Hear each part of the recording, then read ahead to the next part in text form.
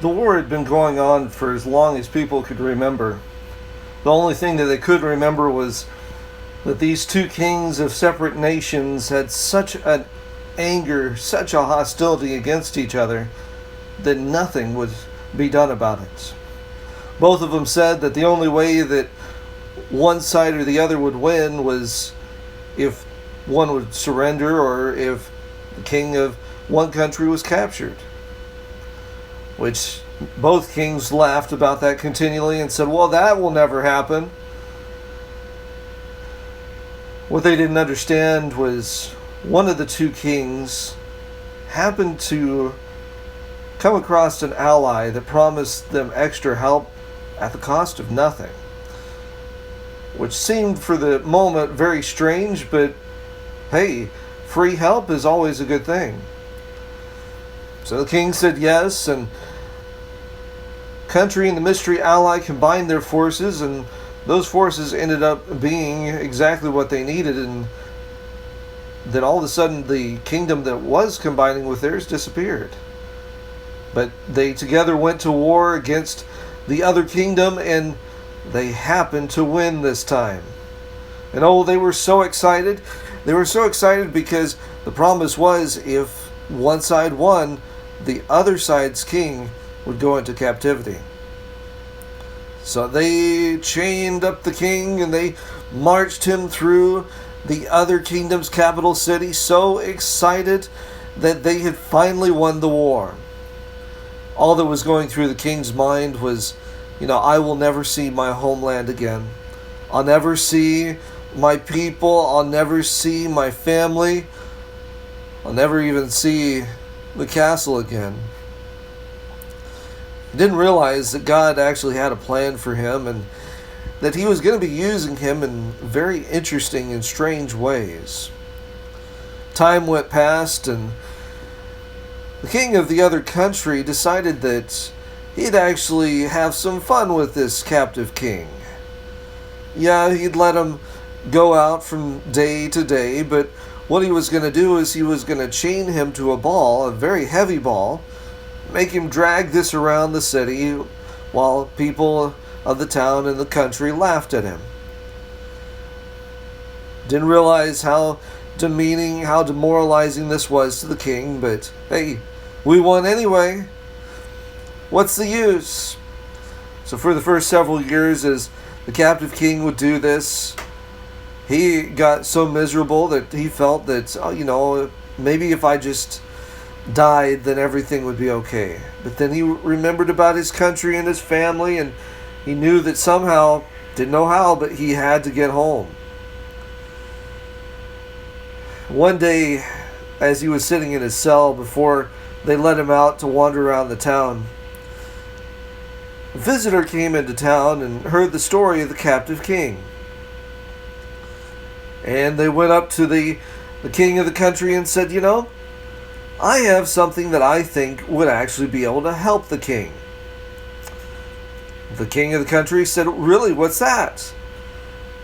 The stranger said, I have a Bible that I would love to give the captive king. The other king said, well, hey, nothing against letting the king read. Sure, go ahead. So the stranger went to the jail cell and handed the king the Bible.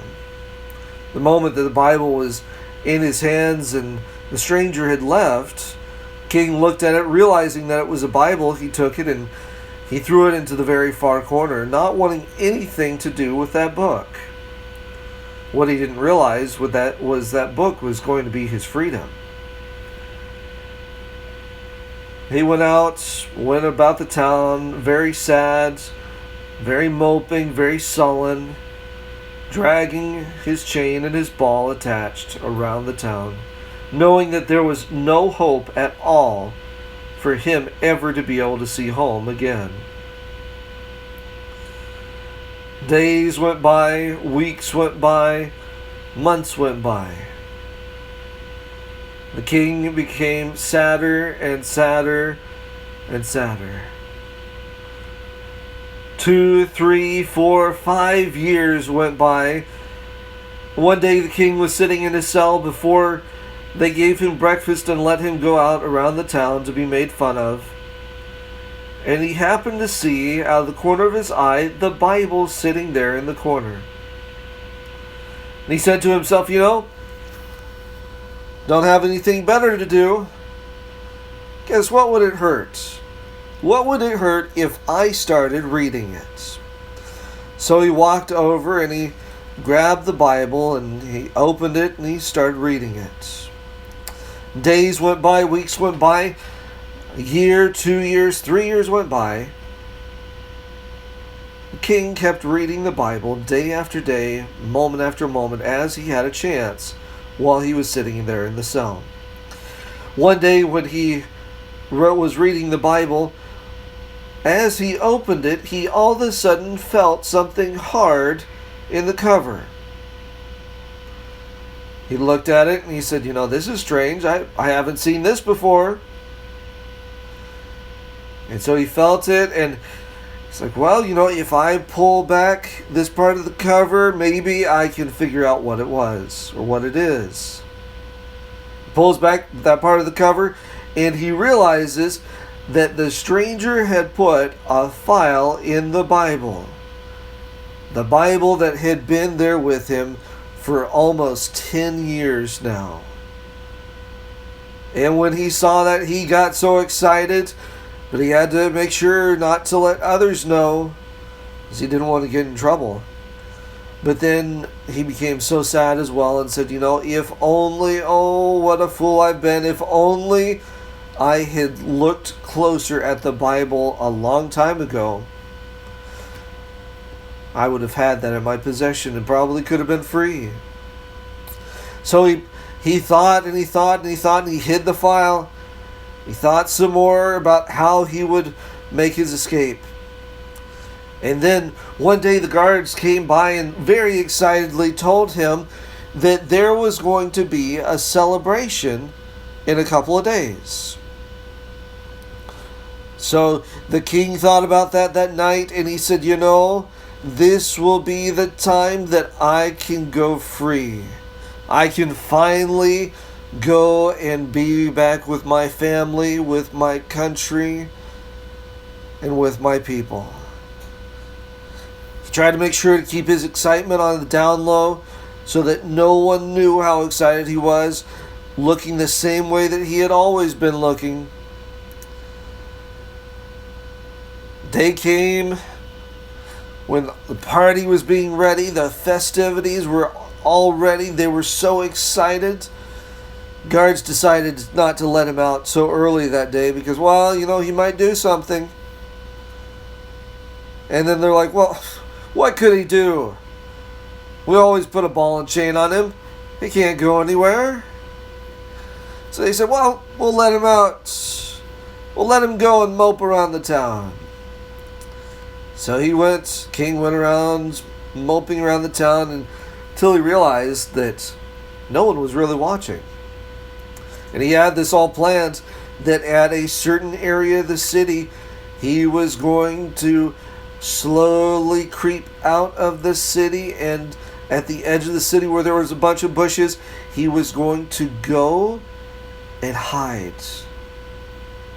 And his plan worked out perfectly. Yeah, all the people made fun of him, but they didn't think anything about him because this was a time of excitement, of rejoicing because of all the festivities. And while they were busy, the king slips out of the city, slips a fourth of a mile away into the bushes, and hides himself, and he starts filing away on the chain. He starts filing and filing and filing and filing and filing, till all of a sudden the chain breaks, and he's able to take the link off his leg. And he tells himself, I better wait until nighttime because they'll be looking for me probably in the daytime. What he didn't realize was they didn't realize that he was gone yet. Nighttime came and all the festivities were abuzz in the town and in the countryside.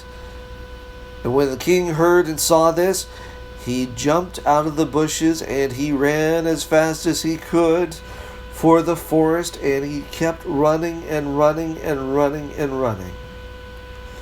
Day went by, 2 days, 3 days, a week went by. The king of the other country all of a sudden realized, along with the townspeople, that they hadn't seen the enemy king in quite a while. So the king went down to the jail, and he realized that the enemy king wasn't even there. His guards weren't doing their job, hadn't even brought him back the night of the festivities. So they knew that he was gone, but obviously he had run away. They were like, well, he'll be dragging a ball and chain. So they went looking for the ball and chain for the trail, and they saw the trail that led to the bushes. And they looked in the bushes, and what did they find? They found the chain with the ball attached, but no enemy king. What they didn't realize was that by this time, King already had 2 weeks head start on them.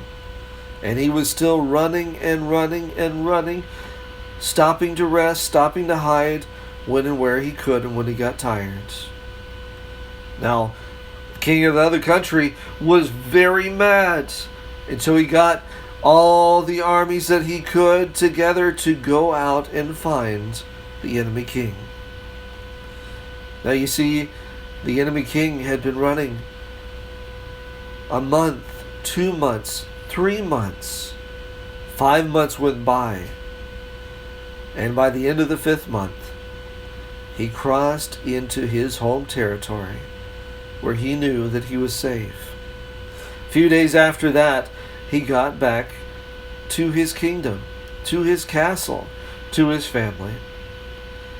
People of his country and his family asked him, what happened? We've missed you these last 10.5 years. Tears went down the king's cheeks as he started to share the story. As he started to tell them how hopeless he felt, and how he felt that nothing would be able to help him, and no one would be able to help him at all. Until a stranger came 2 years after his captivity with a Bible.